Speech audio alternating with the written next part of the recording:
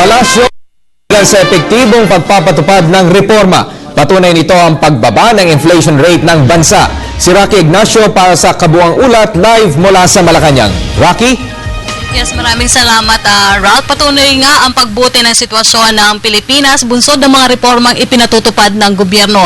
Napatunayan nito sa patuloy na pagbaba ng inflation rate ng Pilipinas, pinakamababa sa mga bansang kasapi ng ASEAN ngayong Oktubre.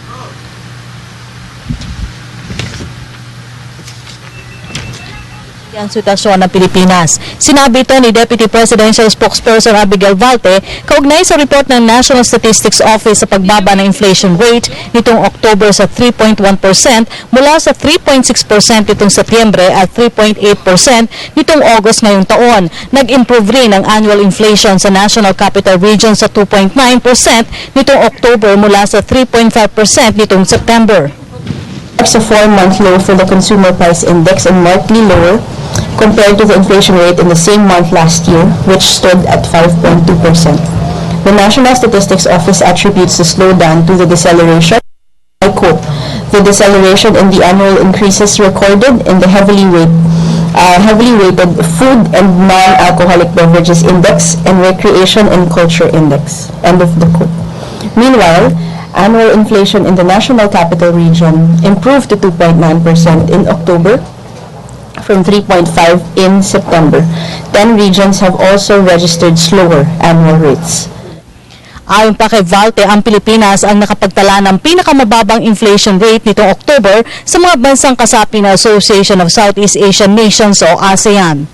Among Southeast Asian nations which have reported their inflation rates thus far, the Philippines registered the lowest inflation for October compared to 7% in Vietnam, 4.61% in Indonesia, and 3.3% in Thailand. October's inflation rate is well within the range of 3 to 5% as set in the Philippine Development Plan for 2011-2016 and comes at the heels of upbeat consumer confidence and another all-time high in the Philippine Stock Exchange Index. Dagdag pa ng palasyo, ang pangunahing dahilan pa rin ng mabuting ay resulta na rin ng mabuting pamamahala. Kasunod na rin ito na nananatiling mataas at tiwala at suporta ng publiko kay Pangulong Aquino. The Aquino administration has consistently pursued equitable and inclusive economic growth. Ensuring a manageable inflation rate is part of this effort.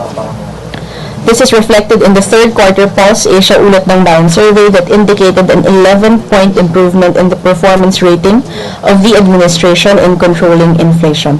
We have always maintained that good governance results in good economics.